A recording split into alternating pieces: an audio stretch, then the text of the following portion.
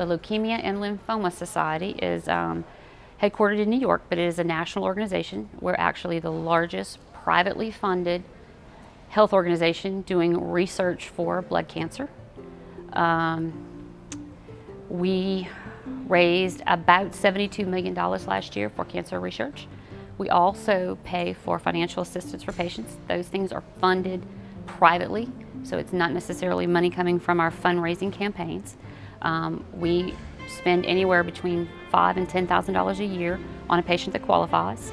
We also have a lot of support in other ways. We have a program called First Connection, where we take a newly diagnosed patient. We match them up with their same age, gender, and diagnosis with a patient who has survived and is completely done and in remission. We also do that with caregivers, parents, or sometimes it might be a mother or a sister of someone who's actually taking care of them. We will pair them up with another person in the same position, so they have an opportunity to visit. Let's see, what else do we do? We have some educational programs through the school. We have a big program called Trish Green that we help children who are going back to school who are survivors of blood cancer. There are a lot of things involved with kids that are trying to get back into the school system that have recovered from being out and away for a couple of years most of the time. Lafayette's a very generous community, so we've done very well. We don't necessarily raise the dollars that you might see in Miami and New York, but we do raise a lot of money every year. The way the campaign works, it's a 10-week campaign. People are nominated to participate, both men and women. Once they accept the nomination, they are competing against their fellow gender to see who's going to win, who's going to raise the most money during that 10-week period of time. We kicked off this year, March the 12th. They're only allowed to accept money during that 10-week period of time, and it's really up to them how they go about raising their money. They do things like kickball tournaments, give back nights at local restaurants. Some of them have cocktail parties. It's really up to them what they decide to do. They all have websites. They send out letters and emails to people that they know soliciting donations. And then we have a gala that takes place at the end of that 10-week period of time, which is what's going to happen tonight. They have solicited auction items for our silent auction, and then each one of them has a live auction item. And at the end of the evening, we're going to tally everything up and we'll find out who wins.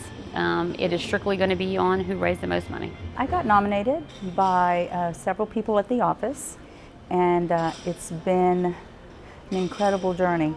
The reason it was so dear to my heart is my mother came down with breast cancer 2 years ago, and it seems like 3 or 4 people in the office, their immediate families had cancer. And this was an opportunity, very close family. One of our local sales managers lost her mom 2 years ago. So it's very difficult not to cry about it. But this was my opportunity to give back because my mom made it through. She's doing extremely well. And it's to show my love and support to my peers and their family that's struggling with this horrible cancer. We have 2 little children that are cancer survivors and 1 teen. And they're Girl of the Year and Boy of the Year and Teen of the Year, and they're being honored this year as well. And meeting those 3 and listening to their stories was amazing to see what they went through and how they came out of it, and they're stronger for it, and they're just incredible stories. Cox's involvement, they sponsored a table, and at Cox Media we sponsored some advertising to help get the word out and spread the word, and their involvement, and they made a donation. So I am doing this on behalf of Cox Communications, Cox Media, and myself, but it's an opportunity because Cox does so much in the community, gave me an opportunity to do the same in Cox's name. www.lls.org. Lots of information on that website about different types of campaigns that we run. Lots of patient information on that.